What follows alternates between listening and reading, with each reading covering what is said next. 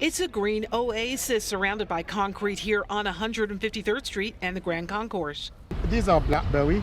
They just start to blossom by maybe like beginning of July. Probably able to harvest. Opened in 2012, New Roots Community Farm, managed by the International Rescue Committee, is providing local residents like Arnold Robinson, a USDA official, skills to become an urban farmer. Partnering with the Bronx's Green Up program of the New York Botanical Garden, up to 33 beds have been provided, like this one, to grow and harvest produce. This is kale, lettuce, kale, sweet chat. To me, coming to this garden was a dream come true in my own community. Because I thought, oh boy, I have to go to Florida or somewhere else.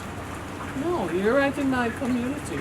Farmer Audrey Wong, a retired educator from the Bronx Museum of the Arts, says her 4x8 bed can produce as much as 200 pounds of vegetables in a season, the majority of which farmers here give to the community. There's one zucchini coming up right there.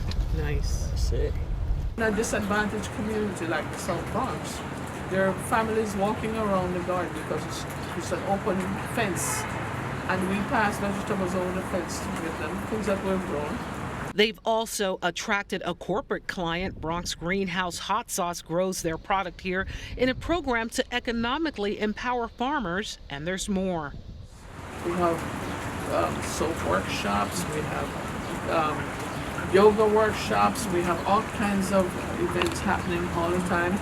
To find out how you can become a local farmer and about events here at New Roots Community Garden, go to nybg.org or the IRC NY or New Jersey Facebook page. For BronxNet, this is Arlene Makoko.